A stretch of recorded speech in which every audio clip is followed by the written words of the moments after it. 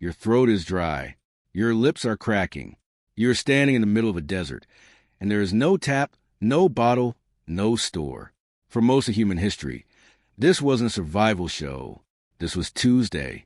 For roughly 300,000 years, finding water wasn't a matter of turning a handle. It was a matter of knowing the land so well that the ground itself would tell you where to dig. Your ancestors didn't have wells with buckets or pipes running underground. They had something more valuable. They had memory, passed down for generations, of exactly where the earth was still hiding moisture, even when every visible drop was gone. So how did they actually do it? Not in theory. In practice, hour by hour, in places so dry that modern people would panic within a day. Let's start with the Kalahari Desert in southern Africa, one of the driest places on the planet.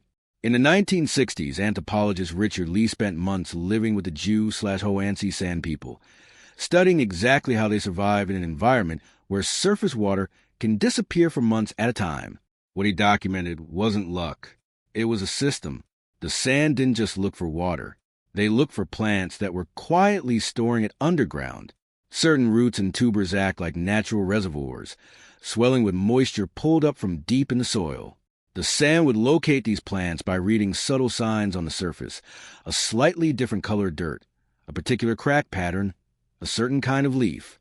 Then they would dig, sometimes over a meter down, to reach a root the size of a large potato. Squeeze it, and water comes out. Not much, but enough. Here's where it gets stranger. In places where no surface water existed at all, some Kalahari groups used what are called sip wells. A shallow hole is dug down to slightly damp sand. A hollow reed or a thin straw made from plant stalk is pushed into that damp layer. Then, very slowly, water is sucked up to the straw and spit into a cup or straight into the mouth. It can take an hour to get a single mouthful this way. An hour for one sip. Now picture that. Kneeling in sand under an unforgiving sun, patiently drawing moisture out of the earth itself, one pull at a time, because the alternative is not drinking at all. But storage was just as important as finding water in the first place. And this is where the evidence gets genuinely remarkable. At Deep Kloof Rock Shelter in South Africa, archaeologists led by researcher Pierre-Jean Texier uncovered something that rewrote what we thought we knew about early human planning. Ostrich eggshells, deliberately hollowed out, engraved with repeating geometric patterns, and used as portable water containers. These shells date back roughly 60,000 years. Some of them still had residue suggesting they'd been sealed and carried, likely with a small opening plugged by grass or wax. Think about what that means. This wasn't a lucky find. This was infrastructure. Someone had to kill or scavenge an ostrich, carefully empty the shell without cracking it, seal it, and carry it, planning for a future moment of thirst that hadn't happened yet. That is not animal instinct. That is forward planning stretched across days, maybe weeks. An ostrich egg holds close to 1.5 liters. Fill a few, bury them along a route in the sand to keep them cool, and you built something close to an ancient water supply chain. And the ingenuity didn't stop with hunter-gatherers. Fast forward thousands of years to the Nabataeans, the desert traders who built the city of Petra in what is now Jordan. Petra sits in one of the most arid landscapes in the Middle East, and yet it supported a thriving city of tens of thousands of people. How? The Nabataeans engineered an extraordinary network of dams, cisterns, and channels carved directly into rock, designed to catch every flash flood and every rare rainstorm and funnel it into hidden underground storage. Some of these channels still exist today, precisely angled after more than 2,000 years, still capable of directing water exactly where it was designed to go. So let's reconstruct a single day using everything we know. You wake before sunrise, when the air is coolest and the ground still holds a trace of overnight moisture. You walk with a group, scanning the ground the way someone today might scan a phone screen, except you are reading cracks in dry soil, the color of sand, the presence of certain plants that only grow near hidden moisture. You find a root. You dig. Your hands are raw by the time you reach it. You squeeze out what you can into a hollowed shell you carried since dawn, one you sealed with resin days ago, saving it for exactly this moment. By midday, when the heat becomes dangerous, you rest in shade you scouted the day before, because you already knew what sun would be.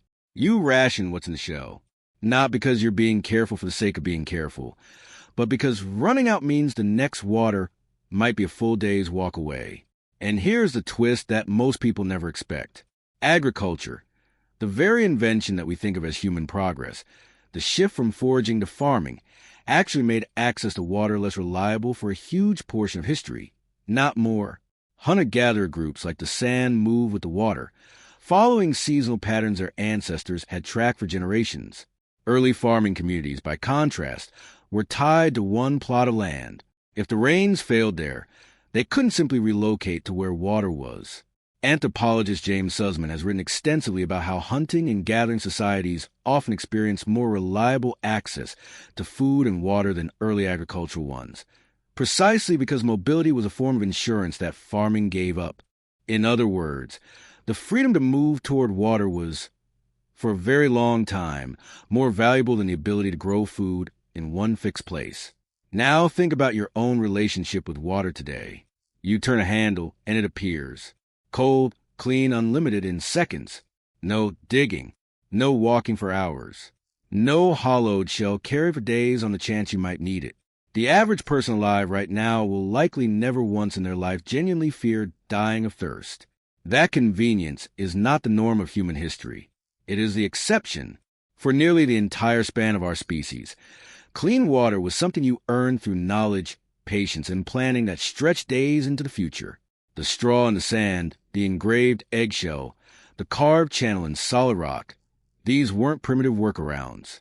They were technology, built by people who understood their environment more intimately than most of us will ever understand ours. So the next time you fill a glass without thinking twice, remember that you're standing at the very end of an unbroken chain of ingenuity that stretches back tens of thousands of years. Your throat isn't dry. Your lips aren't cracking. And that, more than almost anything else, is the real miracle hiding behind something as simple as a glass of water.